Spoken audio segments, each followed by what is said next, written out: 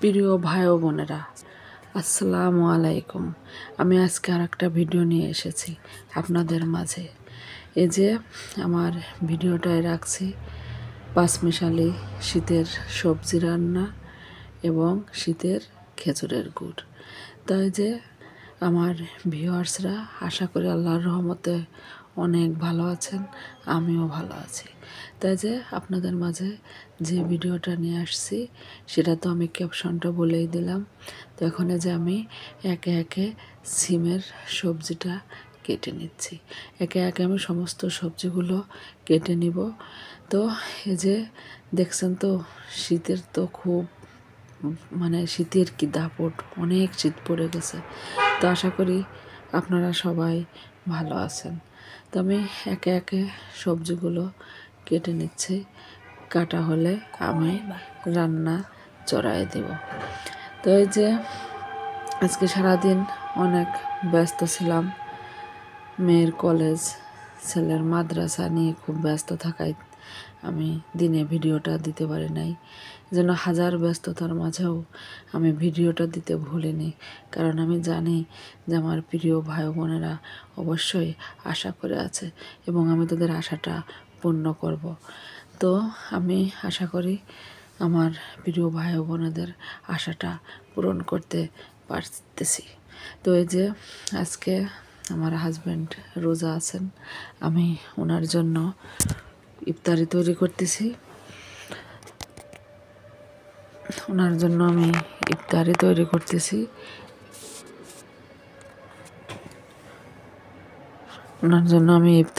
করতেছি। আমি ইফতারিতে রেখেছি এই যে চিয়া সিড, ইসবগুলির ভুসি, ডিম, তেহারি, আর এই যে আপনার আর হলো গে সালাদ। তো একে একে যে আমি সালাদের সরঞ্জামাদি তৈরি করতেছি, কাটাকাটি করতেছি। তো আমার প্রিয় ভাই ও বোনেরা, যদি এতটুকু কোথাও ভুল হয়ে থাকে আমার ভিডিওর মাঝে অবশ্যই ভুল আছে, ক্ষমা দৃষ্টিতে দেখবেন। আমিও আস্তে আস্তে আপনাদের মাঝে কাজগুলো করে যাচ্ছি।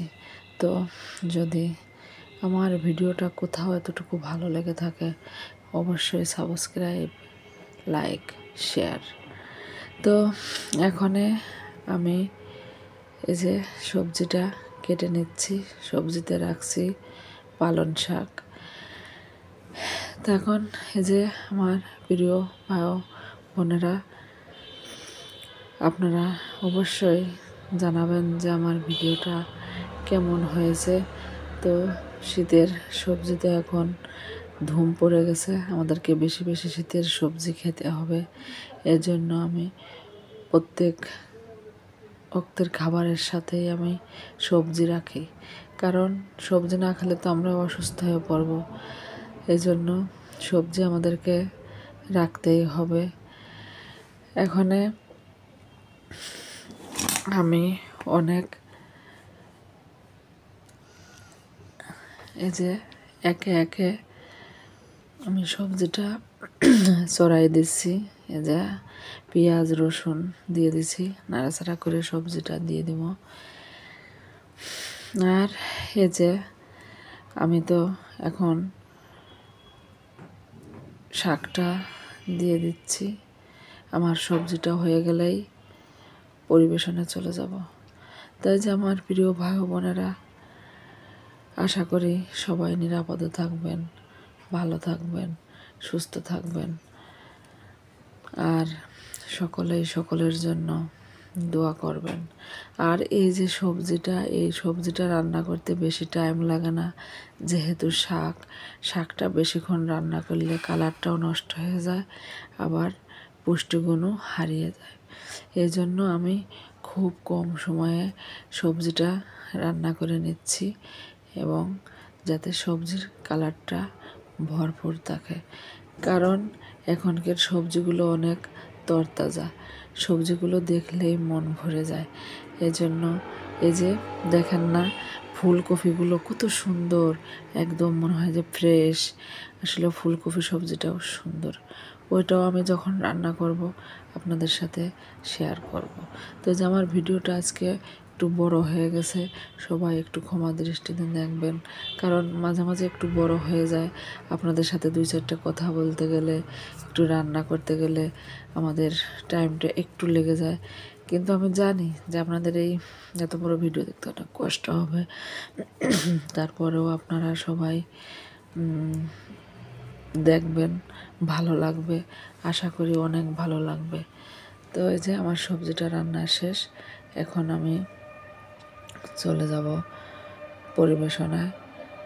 আর এই যে শীতের খেজুরের গুড়টা অনলাইনে নিয়ে আসছে, এই খেজুরের গুড়টা আমি এখন একে একে খুলে আপনাদের সাথে শেয়ার করতেছি, কারণ আমরা তো ঢাকায় থাকি, আমাদের তো আর পিওর খেজুরের রস, খেজুরের গুড় এইভাবে আমাদের খাওয়ার মতো ভাগ্য হয়ে ওঠে না। তা যাই হোক, অনলাইন থেকে এই খেজুরের গুড়টা নিয়েছি।